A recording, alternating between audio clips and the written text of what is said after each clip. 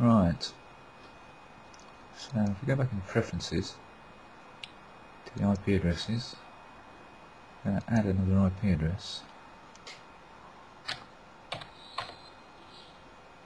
for a second unit.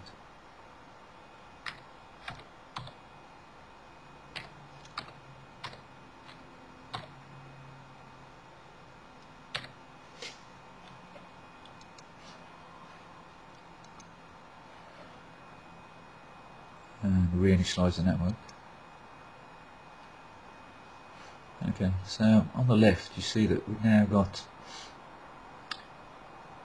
a second 6965, exactly the same interface. So double click on that, you get the configuration for the second unit, which will be very similar to the first because I'm using essentially the same software on both boards. And again you can I'm not sure you'll hear that. No, it's too far away.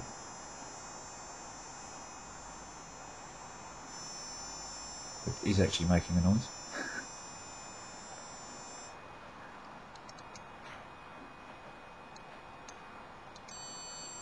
That's the one you can see. And this is the second one. Well, you might be able to hear that.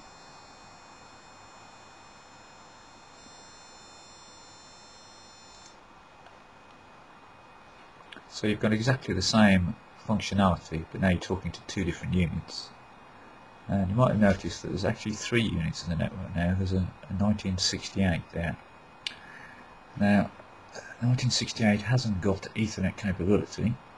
So if we go back to your preferences, you can see there's only 2 IP addresses defined for the two 6965 boards. So the 1968 is actually attached to the 6965 one. We don't know how it's attached, we don't know what the comms link is. It doesn't matter.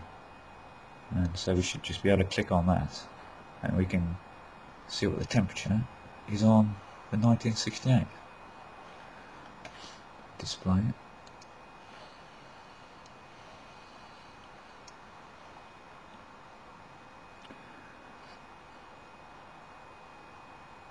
Interestingly, the temperature seems to be about 25 degrees centigrade on the 1968, whereas if you go back to this 6965, do the same.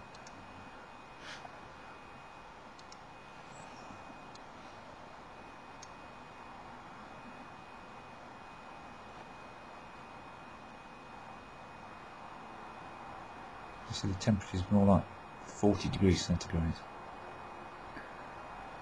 Oh, there's a spurious value comes in first time, about 147. Need to look at that, it's probably the ADC. Okay, so you've got all the assets, you can click on any of the assets and you get all the capabilities, just exercise them as normal. So you now have got 3 units in your network and you can do whatever you want with them. So we've got our nav.